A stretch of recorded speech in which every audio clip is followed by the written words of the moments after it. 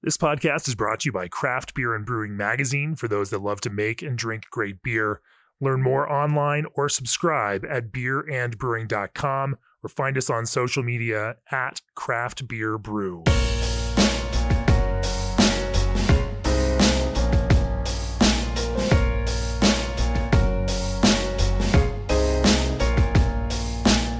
Welcome to the Craft Beer Brewing Podcast. I'm Jamie Bogner. This is podcast episode 239. We're talking remotely to Beth May and Lane Fearing of Roaring Table Brewery. Welcome to the podcast, Beth and Lane. Thank you. This podcast, we were supposed to record it a couple weeks ago when I was up in Chicago, and I was holding on, totally sick, not feeling great, but also trying to film videos during the day. Was out in Lake Zurich, did manage to come out and meet up with you guys and have some beers in the brewery. Just wasn't feeling up to recording an entire podcast. So we're doing it now remotely. And instead, that night, Lane, you get to put me on the spot and ask me the questions. And I was very curious. I still am very curious. You have an interesting job, I think.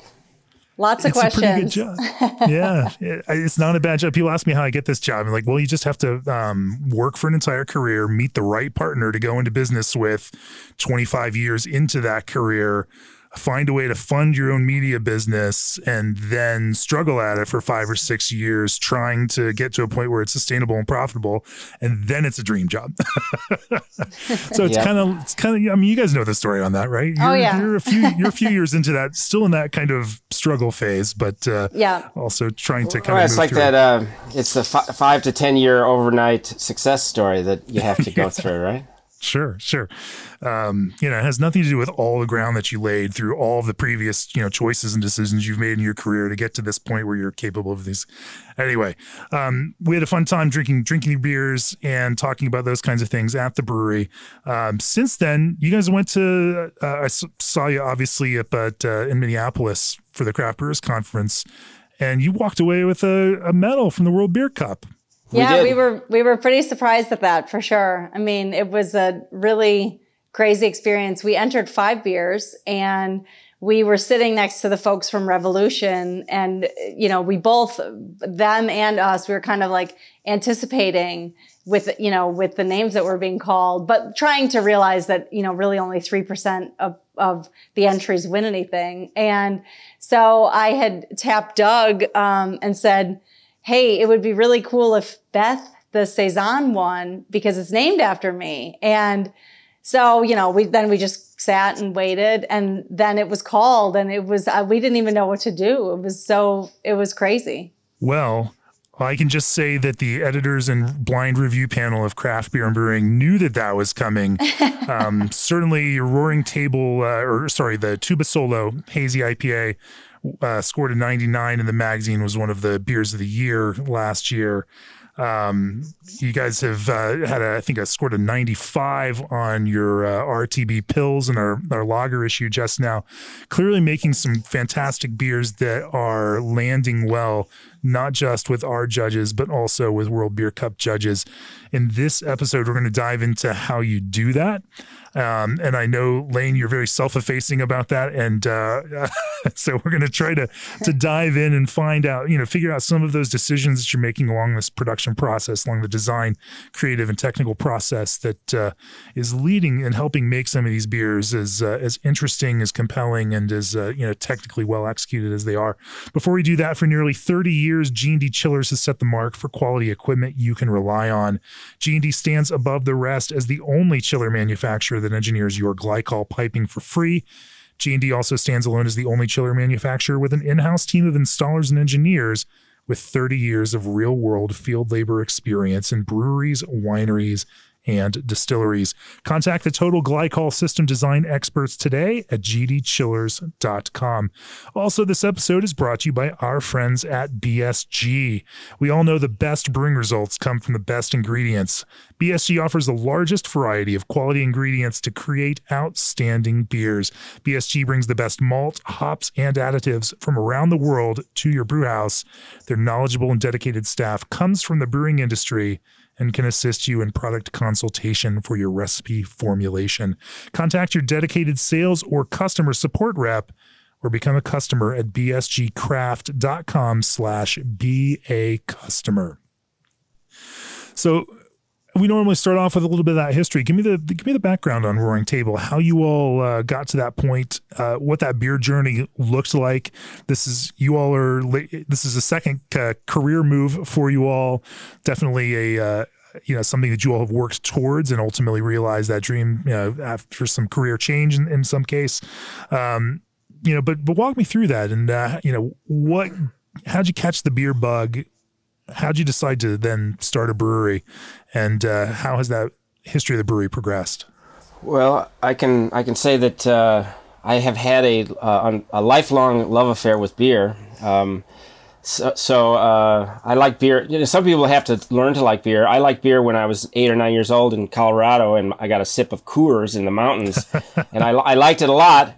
And I went on a sabbatical. I didn't drink again until later in high school, but beer has always been something I just loved. And, but I didn't know that it was made. It just showed up in front of you in a parking lot somewhere. So, when I, got this beer kit in 2006, I was kind of coming to the end of a career in advertising, and, beer suddenly became the most important thing to me. And it really has stayed that way ever since. So, I started home brewing, and I did a extract batch, and then I went straight to all grain. And then I think the next year I went to Siebel, and then later that year I got a job with Greg at Mickey Finn's. And 1 year from Mr. Beer Kit to Siebel.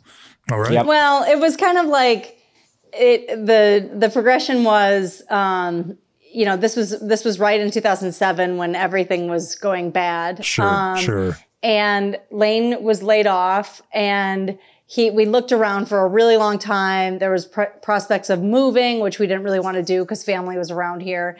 And then he got a homebrew kit at Christmas, and then did that. And then he basically said, "Hey, there's this beer school. It's not terribly expensive. And we already have a bunch of debt from grad school and all that stuff. So, can I do this? Yeah. Can I do this?" And so I said, "Yeah, let's try it." And then, he went to work for Greg and worked there a long time. And then, in 2015, we had a little bit of an upset. The company that I work with predominantly did a reorg, and they kind of said, "Hey, we're not going to use any freelancers anymore." And so that was a little bit of a wake-up call for us. And we said, we need a plan B. And so we started kind of talking to people, and we met some folks. We didn't really think we could start a brewery. I mean, we knew we had savings and stuff like that, but we didn't really realize it seemed like a bigger thing than we could ever do. But it turned out that, with some savings for us and with some money that Lane's family has loaned us, we were able to to kind of get it going. So that's kind of the backstory. It's a little bit boring, but that's the backstory. No, it's, it's such an interesting one to look at that 2007, 2008 financial crisis. And this is not the first time that I've heard that same thing, that was this impetus. It causes that reevaluation, and that, what do we have to lose? That spawned more breweries in that 2010 to 2012 range, and pushed more people into that.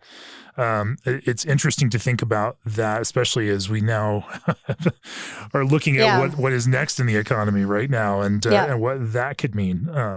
It's a whole nother topic for another podcast episode. So you guys you decided to start a brewery. Talk to me about that process. There's lots of ways to start it. Obviously, you could start a brewery that focuses on, with a singular focus. You could start a brewery that wanted to be everything to everyone. You all are in an interesting location in a strip shopping center that, in a smaller suburb, far out suburb of Chicago. Talk to me about envisioning what that brewery was going to be and look like, because it's also a beautiful brewery inside. It doesn't look like every other brewery. There's a style to it that feels classy and but at the same time accessible. And there's a contemporariness to what you do that also, it seems to span the brand from the visual and environmental aspect into the beer itself.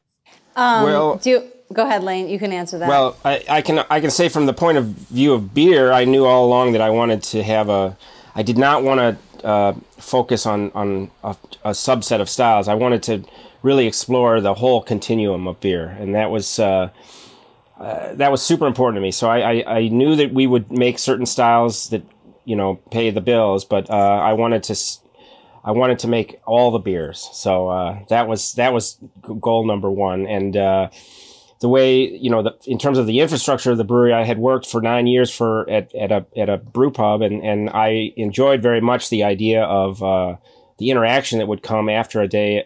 You got to know people who were customers, and so I never had any desire to be a production brewer. Like some of the guys I went to school with went right up to Miller and things like that. I like the idea of like interacting with people over a beer, over the product you've just made 10 feet away. And so, that was the tap room concept was critical and always will be, I think. And then, you know, the nuts and bolts was we didn't have a lot of money. So I put things together, you know, make it work, do it yourself type of stuff that, I have come to see as like, it's necessary for no matter how much money you have. I assume it's necessary to have that attitude.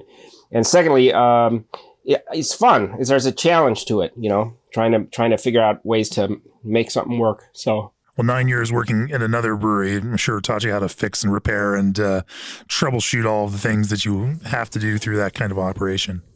Well, you know, that's the thing. I would have never had the guts to do this had I not spent so much time, because like going to Siebel is cool and, you know, it's fun, but like it's so far removed from my day-to-day experience at a in a brewery. It's like you're a janitor and you're a mechanic, and that's 98.5% of your entire time. So, the theory about beer, which everybody wants to talk about, is almost irrelevant, you know. So. And yet, it's that theory that can move from good to great and great to world class. And sometimes it's those small things. We will dive into that, but Beth, talk to me about building the brand and identity and environment for Roaring Table. So it goes back. There's two different ways to look at it. The first way that we look at it is that there's a brewery around here, and I won't say which brewery it is, that Lane would drag me to. And the first thing I would say is, like, how many beers do you need to have? When are we leaving? And I really felt like if we were going to have a successful business in the suburbs, it had to be accessible to both sexes. It had to be something that if a woman wanted to go there with, you know, her husband, like that was a win-win for everybody, because most women don't necessarily like to hang out at breweries alone. I mean, I think that that's changing, but back, 5 years ago, it was definitely not, there weren't any breweries that I really liked to go to. So, and then the second aspect of that was we were in a strip mall. And the biggest thing for me was like, how do you take the strip mall out of strip mall? So those were kind of, that was like the starting point. And then, I was an interior design major in college, and I really liked the idea of like trying to make like a classic, but like contemporary space. And my design style, I'm a graphic designer. My design style has always been kind of clean and contemporary. And so I just kind of brought that to print with the cans and the logo and everything, but also tried to like make that come through in our space. It's a beautiful space. The packaging is beautiful, and and yet it all feels like of a piece. That the beers feel clean and modern. There's a contemporary element to them that also doesn't feel like it pushes too far out. It's still accessible, and I think that kind of it's cool to see that extend through everything, from the beers themselves, through the space, through the packaging, everything else. I want to dive in and talk about some of the specific beers and some of your approaches to those. But before we do that, looking for innovation in your next beverage breakthrough, think outside the puree box and let your brand stand out with Old Orchard's craft concentrate blends. Even smoothie seltzers can benefit from the extra boost of flavor and color. Old Orchard is based in the greater Grand Rapids, Michigan area, also known as Beer City, USA, and supplies craft beverage categories ranging from beer, wine, and cider to seltzer, spirits, and kombucha. To join the core of Old Orchard's brewing community, learn more at oldorchard.com/brewer. Also, as craft beer's most trusted point of sale system, Arrived is the mobile, all-in-one solution you need to decrease service friction and increase guest satisfaction. With a full suite of craft-specific features, no contracts, and no monthly fees, Arrived provides the necessary tools to help your brewery grow. Go to arrived.com/CBB to set up a free customized demo. That's Arrived, ARRYVED.com/CBB. Remember, there is no I in Arrived. Let's talk about the beers themselves. So, Lane, you say you want to make a whole bunch of different beers and you want to be this place. It does need to be this welcoming, accessible place that makes lots of different beer styles, but theoretically makes all of those well. As you know, the more you make single beers, the better you get at them. Making a whole wide range of beers can make you a jack of all trades and a master of none. And yet here you are with accolades for everything from Pilsner to mixed culture, Saison, to Hazy IPA. So let's walk into, some of these kind of, foundational things. And maybe we talk about Hazy IPA first. As you start thinking about how to design flavorful, but also, I don't want to call it sophisticated, but rounded and cohesive hazy IPAs that are also drinkable, which is how I would define your beers. That hazy IPA approach, it's not the sweetest, it's not the most intense, it's not the most over the top, but it very well pulls these pieces together in compelling ways and structures them such that you feel these as you drink it. You are getting the experience you expect out of it, and also want to keep drinking it. So talk to me about, getting into that space and starting to design Hazy IPA and how you particularly approached it as a brewer. Well, it's funny how things have changed so much since we opened 5 years ago, because my brother and I took a trip out east, and we were really impressed by some of the beers we tried out there. And what I felt, and I still feel to this day, was so impressive about it was that there was a lot of flavor and all that wonderful hop citrus kind of thing. But the beers were dry enough that you could definitely go back to them. And there was something about the water chemistry that just struck me as being, it sounds silly, but elegant. Like there's an elegance to the minerality of the beers. So that just opened my eyes. I had not really experienced much haze prior to that. I mean, and a lot of the stuff that I had, it was so sweet, or else there was this really weird hop burn that I wanted to avoid all of those things. So I know that sometimes, the guy who shouts loudest gets the most attention, but I knew all along that I wanted to make a beer that was more in line with what I had experienced out east. So I focused on, water chemistry a lot, and then trying to find a way to get the... Yeah. Let's talk about that water chemistry. And I think elegant is a fantastic way to put it. And I do think that, if you look at some of those Midwestern Chicago beers like Alarmists that have won in the past, or even cross strains, that there's a common thread there of not being over the top in their approach to sweetness or intensity of fruit flavor, but being cohesive and elegant. And that's certainly something that competition judges respond to. Talk to me about how you build that base starting with water. Well, because it's not like you have a giant RO system and are like, treating the heck out of. We do have an RO system. You do? Great. Yes. The water here is very bad.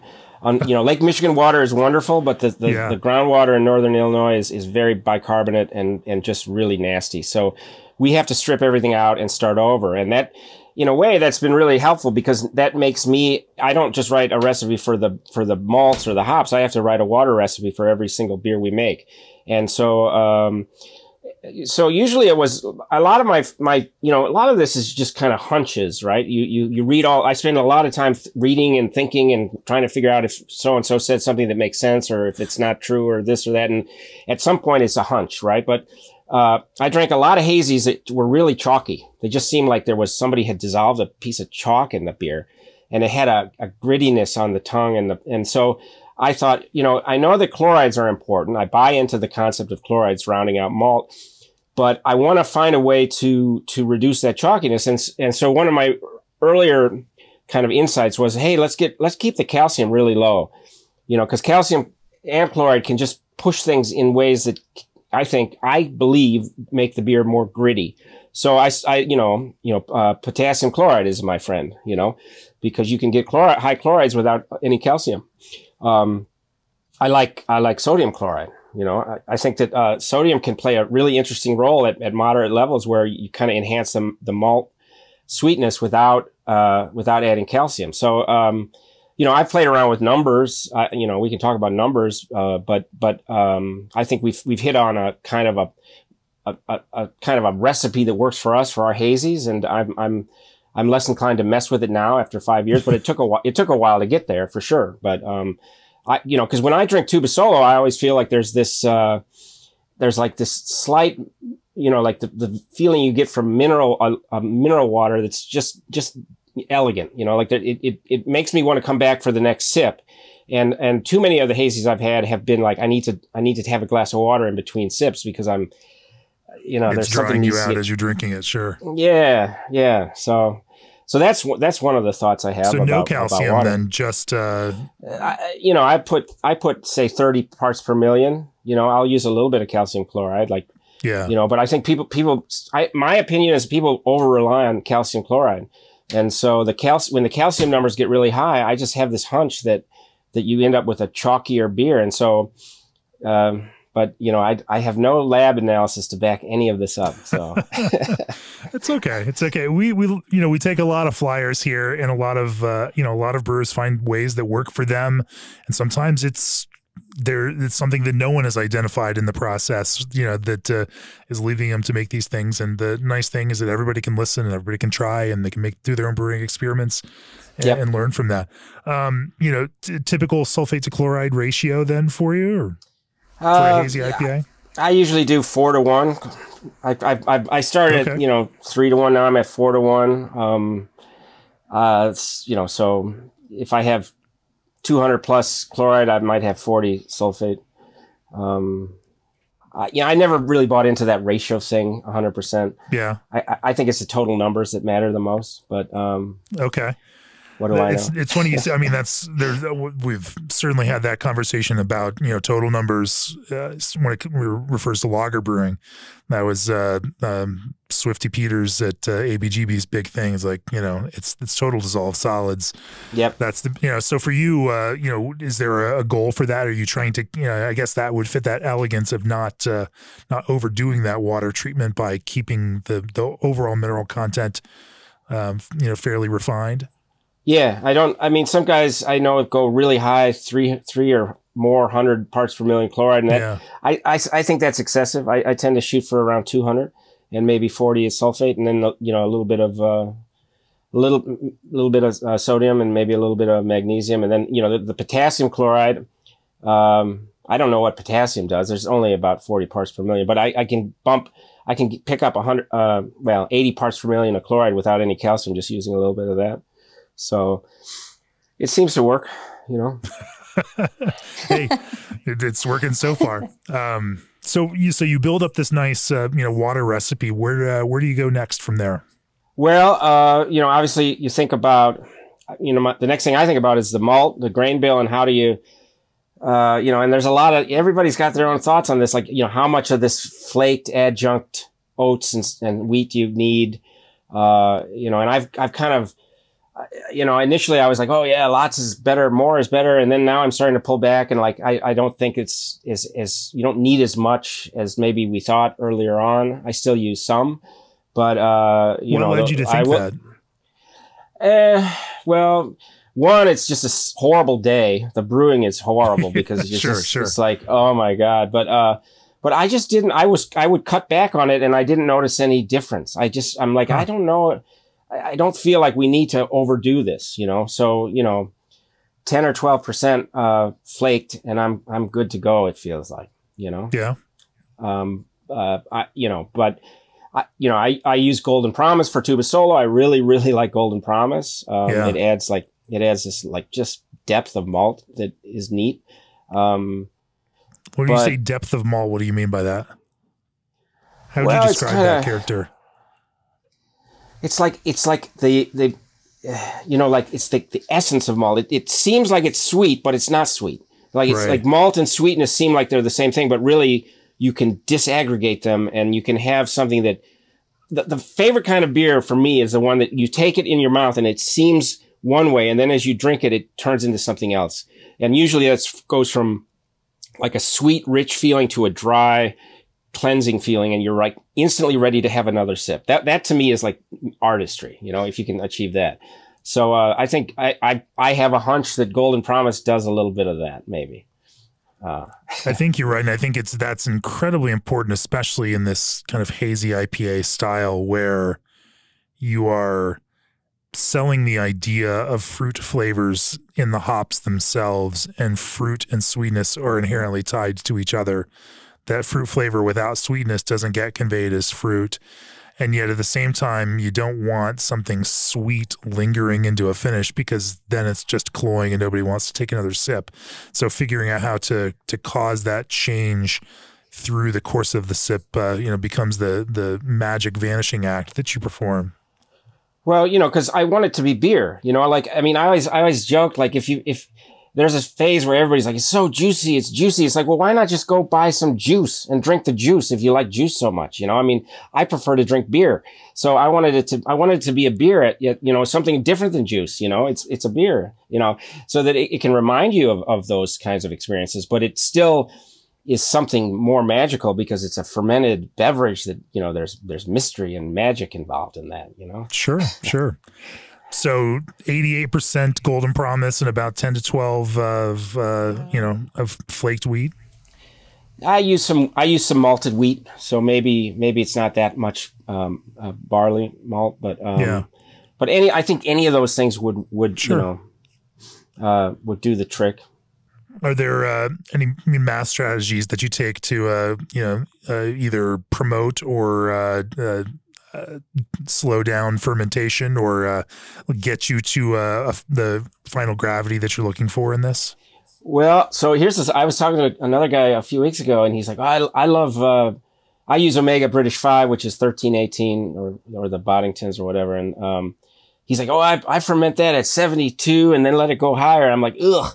To me, I go in at 62 and keep it under 64 until towards the very end. I don't want the esters of that yeast to compete with the malt or the hops. I want the hops to be the heavy lifters there. So that's just a personal preference, but I do not really enjoy British 5's esters once they get out of hand. I just don't like that. So I keep it cold. That's true for most of the. I think I prefer colder fermentation temperatures for most of my beers. Because I think esters can get weird. I think, they have a place, but too many people overdo it, I think. Yeah. When you say weird, how would you describe that flavor of the excessive esters and how that interacts with hops, or what it does to distract you from the hops? You know how fruity flavors can at some point kind of become almost medicinal or plasticky? Yeah. Like it's like this cloying, like, I don't know if it's overripe fruit or just it's kind of attractive at first, and then you're like, ooh, this is like too much. It's like, it's almost become artificial somehow. So, it's hard to really say exactly what that is. It just doesn't, it seems not as clean as I would like it to be. And really what I'm hoping for is that the hops are able to really, you're kind of creating this canvas so that the hops can really, be the main focus, I think. So. Sure. What's the goal finishing gravity on this? And I should say that everyone who's a subscriber to Craft Beer and Brewing can go access the recipe for homebrew scaled recipe for tuba solo that we had the Breakout Brewer story, a couple issues ago. And so if you're a subscriber, you can reference all of this information from the magazine itself. We're just going to talk about it in more broad terms here on the podcast, in kind of conceptual terms because we can. Yeah. 5 Plato, probably. Okay. So it's certainly not. That's still kind of sweet. Yeah. Yeah. I think, but although here's another thing I've learned: final gravities and sweetness are not necessarily they're correlated somehow, but they're not directly connected. You can have higher finishing gravities and drier beer, and you can have lower finishing gravities and sweeter beer. And so that is not a one-to-one thing, at least in my experience. What are the other factors that affect that perception? You could call that finishing gravity the actual definition of dry or sweet, even if it's not perceived, but other factors affect that perception that might change it. Well, I think that there's long chain dextrins that aren't necessarily very sweet on a organoleptic level, and there's also beta glucans. My friend Tyson is really into beta glucans, and I think there's something to that. So I do, and these are all hunches, but I just feel like I've had 5 Plato finishing beers that tasted much sweeter than other 5 Plato finishing beers. And, something's different, it seems, but. And so then are you taking a mash strategy around that in order to produce those long chain dextrins and lesser fermentable, pieces of the grist? Yeah. Yeah. We've mashed, fairly warm for that one. Nothing crazy though. Just a lot of it, I think, has to do with getting really good yeast, and if you oxygenate it the right way, you give it a good environment. Early on, we would have some variations. Now it seems like it's almost always within. It's pretty tight. The yeast does what it does with this recipe, just pretty much the same thing each time, which is cool. Well, let's talk about that fermentation then, with the yeast. What is it about that do you think in the way that you use it and then in some of your approach, maybe that's that cooler fermentation, maybe that's something else that's involved here that will produce, those long chain dextrins or those beta glucans that may add to the gravity without adding to that perception of sweetness? Well, I mean, there's a bit of mystery to this, right? Sure. You can follow a mash regimen that favors that. You can use a grist bill that is higher in beta glucans. Like obviously, that's why everybody likes flaked oats and flaked. That's a lot of beta glucans. You can. I think that by fermenting cool, we give it a lot of oxygen, and yet we hope for a fairly long lag time. For some reason, I have this feeling that a long lag time is not long, but I don't mind waiting a day to see activity, or even a little bit longer. So, but I cannot tell you. So you'll let it go a day without activity after pitch and. Yeah, we find that we give the yeast a lot of oxygen, and it spends a day replicating and growing before it just switches over to anaerobic. And so, I don't know why that would maybe that helps. I like that. I know with my lagers, I used to worry that it didn't take off right away, and the more I've read now, a lot of guys are saying, well, actually, a longer lag time, as long as it eventually does take off, isn't such a bad thing because the yeasts is reproducing. You're getting a bigger cell count, and then when they're ready to go marching out to battle, they're ready to do the right thing. So, but I don't really control that necessarily, other than by I oxygenate, and I think that's important. And it sounds right. You're doing two things at the same time. Knocking out at a lower temperature, which is ostensibly going to slow down their activity or at least pace out their activity, but then also, again, giving them tons of oxygen to help them be healthy, as they're slowly doing their thing. And then kind of building up. And so you don't get that initial super vigorous fermentation. I imagine, the arc just kind of, creeps a little bit more, huh?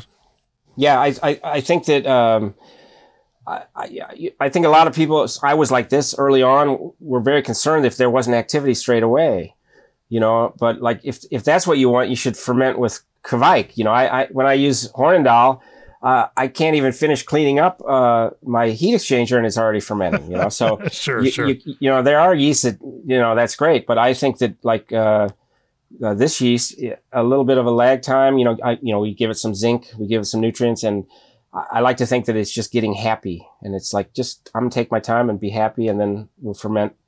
And, you know, the idea that now we're able to kind of basically get the same result every time is, I think that's a sign that it's a good partnership, the yeast and us. Sure. I want to talk about hops. But before we do that, from the rotatable pickup tube on Rogue Brewing's pilot brew house to the integrated hop backs on Sierra Nevada's twin prototyping brew houses, SS Brewtech has taken technology they invented, working with world-renowned industry veterans, and made them available to every craft brewer. To learn more about SS Brewtech's innovation list, head over to ssbrewtech.com.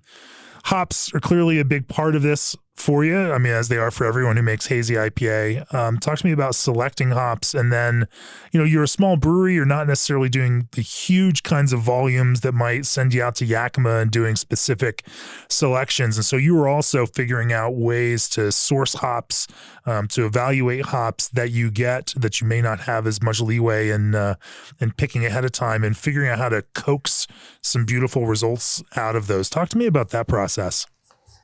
Well, we're at the mercy of the hops that we're able to get. There's no question about that. And, you know, which I got to say, I mean, you know, we talked to a lot of brewers here on the podcast, and, you know, everyone will talk about how important selection is. Absolutely true. Also, you know, talked to Phil Peshek at Burke Gilman, who had, you know, won GABF medal and Alpha King in the same year, and they weren't selecting hops. You know, there are, you know, it's fascinating to me to talk to brewers that aren't selecting and kind of drill down on how they make sure, you know, how you're still tasting, smelling, rubbing, and making sure that you're going to get the best possible results out of those spot hops that you get. Well, you know, here's another one where I say, you know, I've rubbed hops and they smelled one way, and then brewed with them and they smelled and tasted completely different. And so I always say, I don't know if I would be very good at selecting hops, because, you know, I think that it's more mysterious than it seems. It's not like a one-to-one thing where you rub a hop and then you use it in the beer and then the beer tastes or smells like what you rubbed. At least not in my experience. So, you know, I'd love to go do that someday, but I might just be guessing, you know, because we've used hops that's the bag, you know, oh, this is great. And then it tastes like dirt when it's in the beer. So there's an element of like luck to a lot of this as well. However, we do things that are pretty, you know, I call them easy button hops. You know, if you get a decent bag of Citra and a decent bag of Mosaic, odds are you're already, you know, 3/4 of the way towards, you know, happiness, right? The other thing I'm really interested in some of these hop products. We use Incognito. And we're going to start using the Salvo. But I find that, it's kind of neat to, you know, take the vegetal part of the hop out of the picture. And, you know, so, that can do some fun stuff. But T45 is cool. Obviously you need some T90, because I think I've read a bunch of stuff that says, well, guys tried doing stuff with just, this concentrated stuff, and it doesn't seem right. It's like microwaving a steak or something. So it is kind of a balancing act. But I am super interested in the kind of innovation that's happening with hops, and we definitely play around with you know, oils and extracts and things like that. So.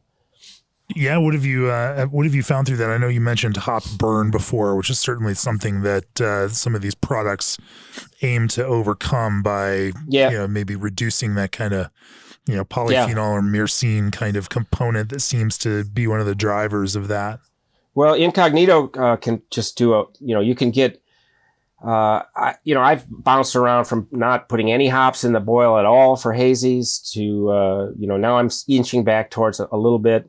But like whirlpooling with Incognito is something I really like to do, because you're getting a lot of those, what I consider to be probably precursors to biotransformation oils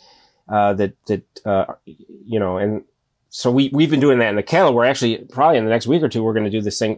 Ryan has been reading about people using it in the fermenter, which is crazy to me, but we're going to try it because when you drink the hydrometer sample of the beer with Incognito in the whirlpool, it's like, oh my God, I need to scrub my tongue off. This stuff just clings to, you know, it clings to everything. Sure. But something happens during the fermentation, then that's just all incorporated. So we're gonna put some in the fermenter. About that, you know, dry hopping with, you know, flowable hop products with Kelsey McNair of North Park on the podcast last December. Oh. And he's done all right with that. We just had one of his beers. It was very good. Yeah. So those are some of the ideas. Sure. Through that, you know, fermentation and dry hopping, you know, kind of process, you know, where do you, obviously you're shooting for hazy. If you're throwing in a bunch of stuff in the whirlpool, you know, creating your biotransformation precursors there, are you then dry hopping later in the process or, you know, post fermentation? Just, you know, what's that look like? And then, you know, what do you typically do with your dry hopping regimen? Well, I've been all over the map, and you know, I was initially I believe that, you got to get in there early for biotransformation. And so I was throwing it in the day after, and then I started throwing it in when I was pitching yeast. And then it's like, it blows up all over the place and ends up on the floor. And so then I started hearing about, Omega was finding that later dry hops were actually, haze positive. And so I've been moving away from that. And now basically, I will, just because I'm a bit of a chicken, I'll put a little bit of T90 in towards the end of active, and then I'll soft crash and dump yeast, and then I do the majority of my dry hopping after the yeast is gone. Do you do that in one charge, multiple charges, and what temperature do you dry hop at? So I used to be all worried about, you know, let's do it in a bunch of different charges. Now I just do it all at once, and I owe a debt of gratitude to Scott Janish, who wrote that new IPA book, and he recommends what is it, mid-50s. So we, you know, it really helps I think that one of the theories that makes sense to me is that the yeast cells hold on to hop compounds. So if you got a lot of cells in solution, all that hop stuff is just going to go down the tubes eventually, right? So, you know, we'll drop the cone a couple times at 55 degrees, drop the full charge of hops in there, and then we'll rouse with CO2 for a day or two, and then we cold crash and get rid of everything. So. And then, you know, is there any magic to how you finish after that point? I think, well, I will say this. We have the luxury of some more time, and I think that the beer improves considerably after another, you know, if you can give it 7 or 10 days, like when it just sits very quietly, cold, it gets way, way better. So, you know, I don't know a whole lot about this, but I've heard that some people are releasing beers that need to sit in cans because it's too soon. And I'm glad that we don't have to do that, because I feel like after 7 to 10 days really cold, it just becomes a better beer. So will you drop it down then after dry hopping, after, you know, just let it cold condition for a while? Yeah, we go as cold as our chillers will let us go. So 32 degrees, and wow. Carb it and let it sit, ideally for 10 days. Sure. So, and I imagine you then get the cleanest hazy beer that you can possibly get at that point if it's been sitting cold for that long. Well, you know, it's there was a lot of talk for a long time about yeast, but it's not yeast. It's a polyphenol matrix, right? So the yeast story is, people shouldn't think that, because it's, you know, if you do that, if you get the haze right, it'll stay like that for longer than the beer should be around. It's not like it's dropping out like a Hefeweiss. You know, we have a Hefeweiss that turns into a crystal Weiss because people don't drink it fast enough, you know, but sure. So let's flip around and talk about some other beer styles now. Obviously, you know, people love Hazy IPA, but you know, you have brewed lagers for a while, and obviously Mickey Finn's, you know, you have a lot of experience there. Greg, who you brewed with, now at Art History, they're making great lagers. You guys are making great lagers. your cohorts there in Lake Zurich, Phase 3. They're making great lagers. Yeah, Dovetail in Chicago that's making great lagers. Like, this is an incredible lager town, in this kind of metro Chicago area. Such a cool thing to see everybody kind of feeding, pushing, and the level of lager brewing is so high there. But talk to me about then how, knowing that this is the market you're coming into, getting into it with Pils. I mean, that's a big one, chunk to bite off, and try to make a beer that can hang with, with all of these other lager heavyweights. Now, how do you do it, and how did you add a Roaring Table spin to that? Because clearly our judges loved it, scored a 95. Well, I knew I wanted, those beers have a special place in my heart. There's no question about it. So, and I also recognize that it really is the kind of beer that other brewers, you make a good lager, they're like, okay, I like you, So, it's cred, right? Amongst brewers. Yeah. There's no question about it. So, so those two factors alone were enough for me to want to, definitely focus on that. And, we've played around with things, getting good, fresh quality German malts, using good German yeast. And then, if I can say it, and this isn't, nothing is new, but, we've used some of the whirlpooling ideas that we had from hazy IPAs with our lagers to try to extract. Yeah.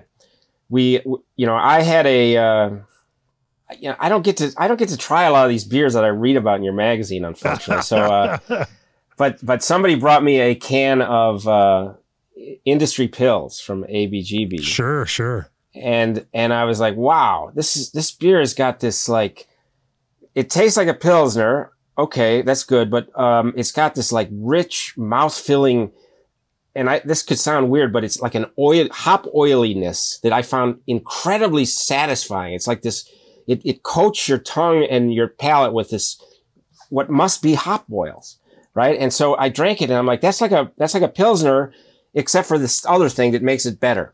And, so I thought, okay, how are they doing that? And I said, well, the only way I know how to get more hop oils into a beer is to put a bunch of hop oils in the whirlpool, cause they're not dry hopping that Pilsner. So we started doing big charges in the whirlpool and started experiencing some of that same character, which I really like.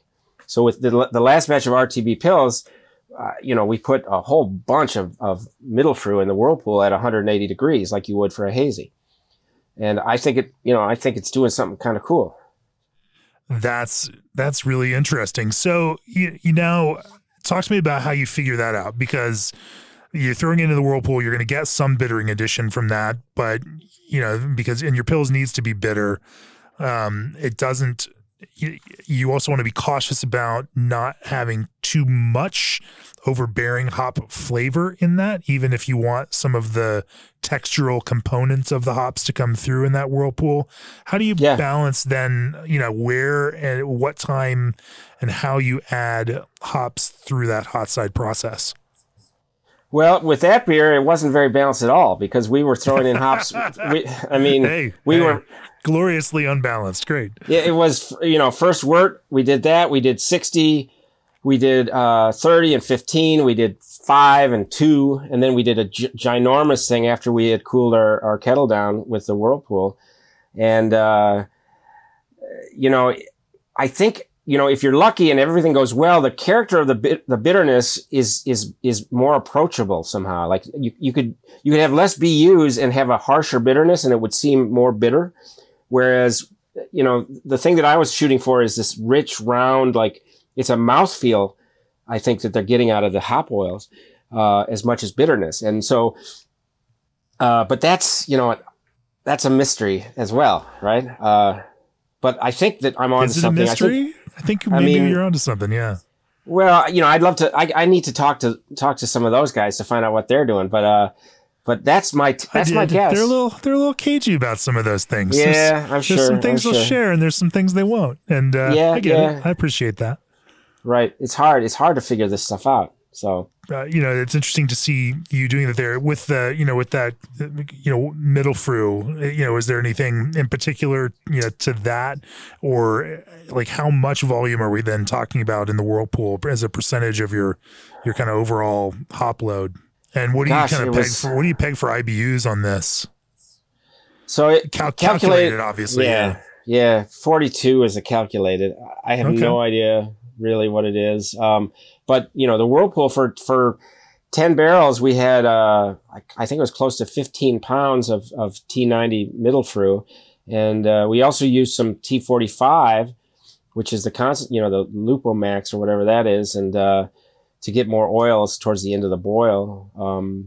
So, I thought that beer, I was worried. I'm like, it might be like just undrinkably bitter, but it actually turned out, I think, and with we used Barquet Pils, I think, which has got a richness to it that somehow kind of stands up better to some of those hop, assertively hoppy kind of designs. So, but it's kind of we have to taste the beer afterwards to see if it worked out or not, almost, So yeah, seemed to work out okay. I mean, and then it doesn't always work out. I mean, we have to, sometimes the beer just has to go down the drain. So, and we're cool with that too. I mean, Beth isn't cool with that, but but sometimes that's what you have to do. We've only done that twice, right? Or not even twice, I don't think. Maybe a few other times that you don't know about. But, oh, great. But yeah. Well, this is uncomfortable.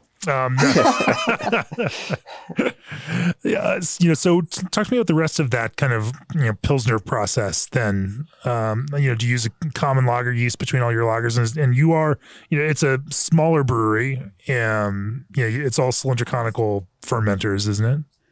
Yep. I should know this because I was there, but it was dark in there, and you have very attractive, clever uplights. They add a drama throughout the cellar there. It looks fantastic. But it's the night cellar is different than the day cellar for sure. It's much prettier. But we repitch yeast sometimes, but not like a production brewery, right? And so we're fortunate to be able to just say what do we want to use. We've gone through a big phase where we like the Bayern, Omega Bayern, which is the Augustiner yeast.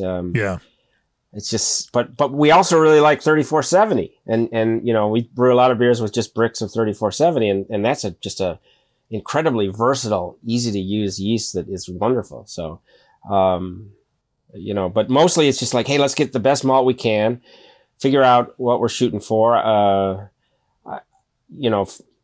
Water chemistry again, a little more on the sulfate side. I like sodium in my Pilsners a lot. I think I would hit 80 parts per million sodium, maybe a little more. And I think it just gives it something. I don't know, but then it's just like it's like Granddad putting that salt in his lager, right? Yeah. On the other hand, I have to confess that we do some things that are unconventional, or at least we're not able to. People, Greg will hate me for this, but we can't pitch as cold as he would like. So we pitch at what we can get, which is sometimes 62, 64 degrees. We have our fermenter chilling right away, and usually it's down to 49 by the next morning or even earlier. But and I have not noticed any problems with esters or anything like that. And so I kind of am like, if it works, I wish I could say I went in at 44 degrees and let it come up, but I can't. There's no chance. So you do what you can. Yeah. So yeah. Heat exchanger groundwater is just not going to be cold enough, or you can't. Well, we don't. We have a makeshift. We have a cold liquor tank that's in our walk-in. It's just a big plastic tank. Yeah. We don't have a glycol chilled cold liquor tank, so it only gets down to about 42 degrees, and it's 750 gallons, and if I tried to go down to 50 degrees, I'd run out of water before I got all the beer in the fermenter. So, sure. So we definitely are willing. The production realities of a small brewery. Yeah. Yeah. You do what you can. And that, in that instance, I have not noticed any problems. And I'm very aware of the idea that you do not want estery Pilsner. So, you know, and I always say, Ryan, is this any esters? He's like, no. I'm like, okay. So as long as nobody knows what temperature we pitch the yeast at, and no, it's nobody's business, right? It still tastes good, maybe, hopefully. Proof is in the beer itself, for sure, for sure. Anything else to your lager process there, or Pilsner process that might be interesting? Well, you know, we do a little cheating, like I said. The other thing is that you know, I don't have horizontal tanks. We don't lager for 8 weeks. You know, we use finings to help the process along. And I think I think the message I would give to my former self, who was maybe fearful to make lagers, is that there's workarounds for a lot of this. You can actually get a pretty darn good lager, even if you don't have everything just perfect in terms of your brewery, you know. So, and we have nothing that's perfect with that brewery. Nothing. That is absolutely true. You use the tools you got to make the beer you need to make, and you find the best possible ways to do that, and you invest as you can to, you know, as the business allows, and you know, allows you to improve over those things. It's a common story, and it's what every brewer everywhere does, no matter what the scale is. You use what you got to make what you need to make. Well, let's talk a little bit about mixed fermentation beer. You know, since you guys just won a World Beer Cup medal for your mixed culture saison, Beth. You know, certainly the market's a little different now for mixed culture beers than it was, you know, say 8 years ago. And yet it's still a passion project for you. Talk to me about, you know, going in and, you know, designing mixed culture beer and then pulling that off in this small, you know, brewery approach. Well, you know, there's a beers that I would make even if we couldn't sell any, because I love them so much. Saison is probably very close to my desert island beer. And for me, it's DuPont, you know, probably most people, right? But so you know, what's cool about Saison is it's like, you know, what do you have to ferment with? Well, we've got some wheat, we've got some pills, we got some oats. Okay, let's use it. It's really a yeast-driven beer, you know. So the Beth, we actually, you know, I love DuPont so much that initially I'm like, I'm going to make all my Saisons with DuPont yeast. And DuPont yeast is notorious for stalling midway through fermentation. And I had one that sat in a tank for months and months and months, and early on. And I'm like, I don't know what to do. We finally pitched some a big bunch of wit yeast we had, and it finally turned the corner. But then we got the stainless steel tote. It's my Saison tote. And so with Beth, we used the DuPont yeast, and we knew it would probably stall, and we just waited and waited. We bought a concrete heater. It's a heating pad for drying concrete, I guess, and taped it to the side of the tote. Sure. And we just waited and waited, and it was like, I don't think it reached final gravity for 3 or 4 months. And here's something that's really weird. Pressure on that, or I mean, I obviously know that head pressure on that yeast tends to slow it down. No, well, it's a tote that doesn't really hold any pressure, but we put cheesecloth over the top of the manway just to see if maybe, because it won't stall if there's no pressure at all, but that's not true, at least for me. Yeah. But here's what's weird now. So we gathered that yeast for a second beer, so the second generation. The first beer took 4 months to get to final gravity, and the second beer took a day and a half to get to final gravity. So isn't that wild and crazy? Yeah. But it's such a great yeast. The time to get into, you know, fighting shape, and once it's there. So, you know, I can see why, like at DuPont, they're repitching that yeast every day, right? So they don't have any of those issues probably. But the Saison that you get is so yummy. For me, it's like lemon custard and pepper dust and all this wonderful just, and then all we did with that is we bottle condition it with, Brett B, and we let it sit for quite a while in bottles, and it's, you know, it just it's living and it's evolving in the bottle. Sure. So Is there a particular Brett B strain? I mean, I know we talk about it in broad terms, but there's actually a much more bigger range to that Brett B than, you know. Yeah. I don't know a whole lot about that, but Ryan, my assistant Ryan, is he comes from a homebrew shop background. He's not your assistant anymore. Well, he is, isn't he? Well, no, he's our head brewer. Well, but he still gets to assist me. So yeah, that's true. but everyone assists you. Oh yeah, right. So I go to Ryan, like, what should we use? He's like, well, I really like the Y yeast strain of Brett B. Yeah. I'm like, okay, done. I don't know. You tell me. So that's what we use. He likes that. I trust him. So boom. And you know, it just, you know, it tastes good now. I'm, you know, it goes through phases where maybe it doesn't taste as good. It's maybe there's an element of just like, this is the right time for somebody to taste it and judge it and stuff like that. But, so, you know, ideally you have several bottles and you open them up over the course of multiple years, right? Sure. Sure. What do you know, if you're looking at it now, what else do you think might be a difference maker for that beer? Like a Saison or like a Brett Saison? Well, you know, you're talking about entering into a, you know, World Beer Cup competition where there are other extraordinarily well-made, you know, iterations of the similar style. It sounds like your approach was relatively simple with a clean fermentation and a bottle fermentation. So it's not necessarily this, you know, kind of lacto, pedio, or, you know, more complex mixed fermentation. It's very much kind of classic, you know, bottle. Yeah, well, in that beer, that is true. But we also have we have a 20 barrel foeder that is a blonde based Saison beer that we inoculated with Pediococcus and Lactobacillus and all the Bretts from Omega and bottle dregs from some of my favorite goos. And so, so we use that as a blending tool, for a lot of our mixed culture beers. There's a portion of foeder beer, but with Beth, with Beth, it was just a Saison. And bread in the bottle. So if you were to, again, try to speculate on what it was that captured the imagination of judges in that competition, what do you think was that difference maker? Well, I think that being patient and allowing that yeast to just really do its thing and like literally just ignoring that tote for 4 months. And, I mean, it's the yeast makes the beer. I mean, you know, I don't really, they should give the award to the yeast really, because, you know, it's an easy beer to make on a brew day, right? There's nothing to it. You know, I mean, water chemistry. A horse can't win that race without the jockey, you know, it takes both of them.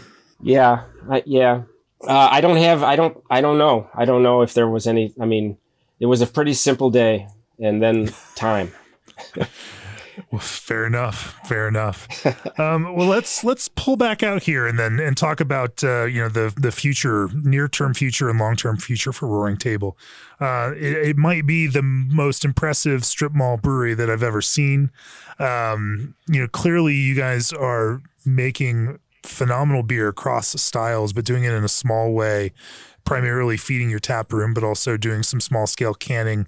You know, and getting smaller amounts of beer out there. What are the next steps for Roaring Table, and where would you like to be 5 years from now?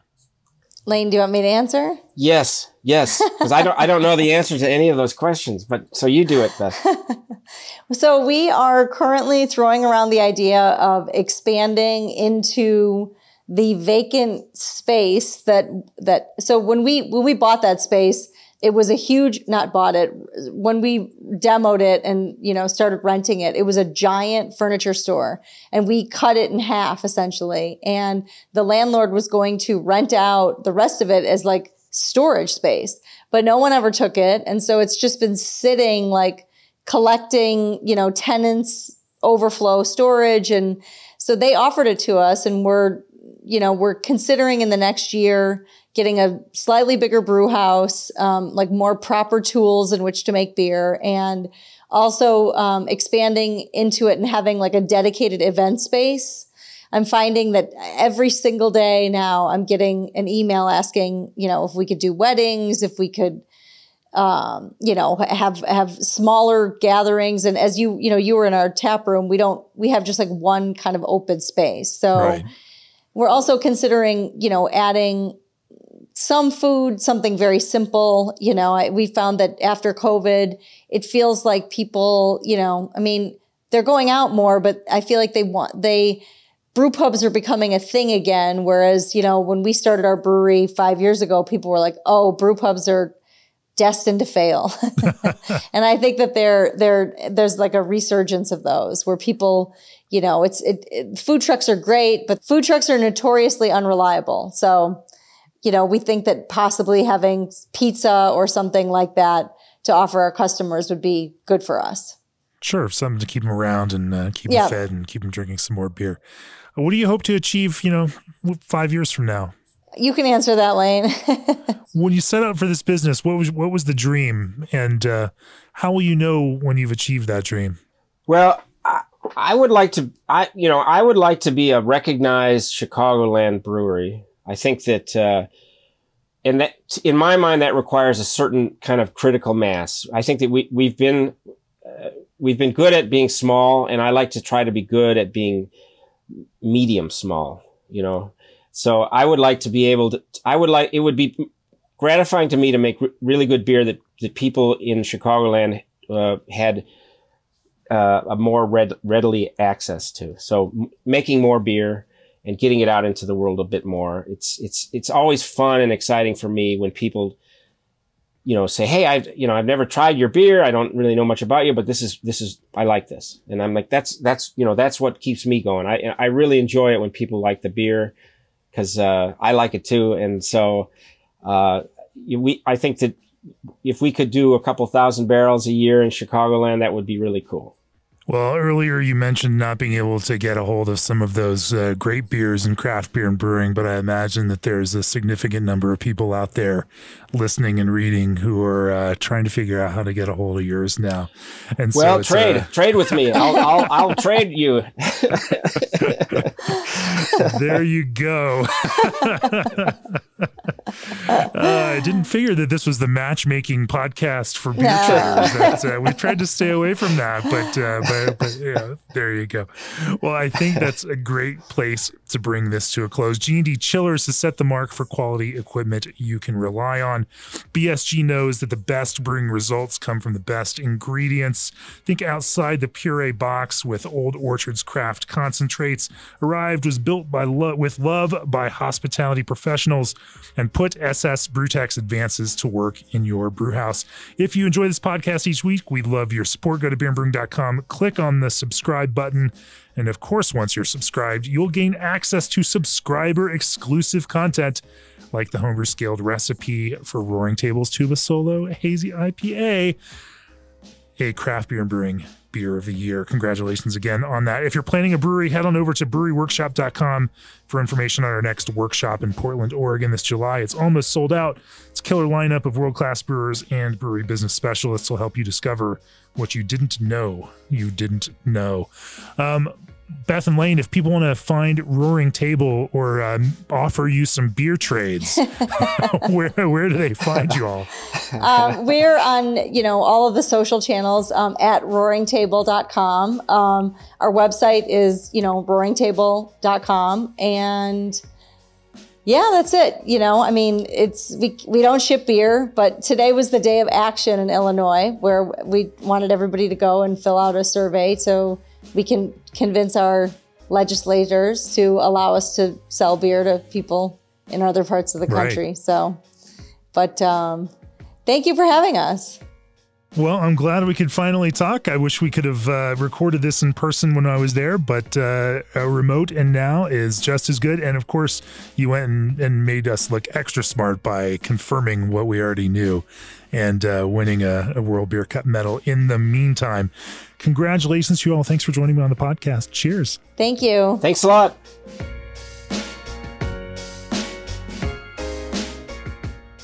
This podcast is brought to you by Craft Beer and Brewing Magazine for those that love to make and drink great beer. Learn more online or subscribe at beerandbrewing.com or find us on social media at Craft Beer Brew.